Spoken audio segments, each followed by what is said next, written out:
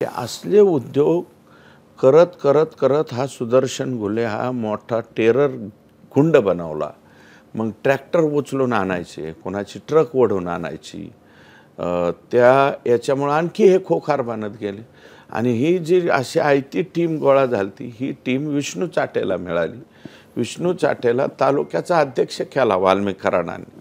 अजितदादा पवार ज्या पक्षाचे राष्ट्रीय अध्यक्ष आहे, त्याचा अध्यक्ष कोणी केला तर त्या विष्णू चाटेने केला। विष्णू चाटेला वाल्मिक कराडांनी अध्यक्ष, वाल्मिक कराडाचं नातेवाईक हा विष्णू चाटे। आणि मग विष्णू चाटे बजरंग सोनवणे का गेला धनंजय मुंडेंना सोडून? आज ते खासदार आहेत। सॉरी, मी आरतुर बोलणं उचित नाही, ते माझ्यापेक्षा लहान असल्यामुळे माझ्याकडून तो शब्द गेला, पण मेंबर ऑफ पार्लमेंट आहेत आज ते एका जिल्ह्याचे। ते जीवाभावाचे होते ना धनंजय मुंडे। ह्या आकाच्या वागण्यामुळे धनंजय मुंडेला मित्रच राहिलेला नाही। सद्यस्थितीमध्ये एकही मित्र धनंजय मुंडे जवळ नाही। हा बजरंग सोनवणे सुद्धा जवळचा मित्र होता। बजरंगची मुलगी उभा राहिली ग्रामपंचायतला, त्यांच्या विरोधकांना 1 कोटी रुपये आखाने पाठवून दिले, म्हणजे वाल्मिक कराडाने थ्रू विष्णू चाटे।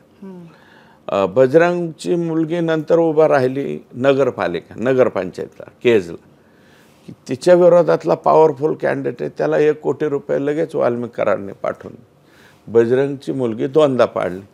मग आता स्वतःची मुलगी 2दा पाडली म्हणल्यावर त्या पक्षात कसा राहील तो?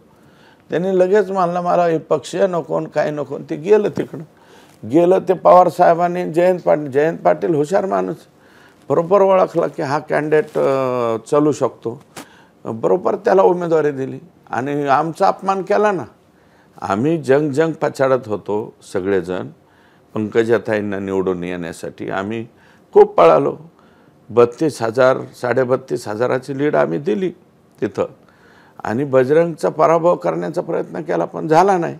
मग मूळ कारण काय? बजरंगच जर जात नव्हता तर दुसरा कॅन्डिडेट, एवढा मोठा तगडा कॅन्डिडेट भेटत नव्हता राष्ट्रवादीला, आणि आमचा पराभव होत नव्हता, भाजपाचा एक खासदार कमी होत नव्हता। आज आम्हाला तिथं 241 वर यायची पाळी आली ना।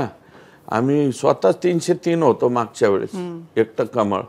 आणि त्यातल्या त्यात हे अवमान कोणाचा झाला? या राज्यामध्ये कमी जागा गेल्या म्हणजे देवेंद्र फडणवीसांचा अवमानच झाला ना।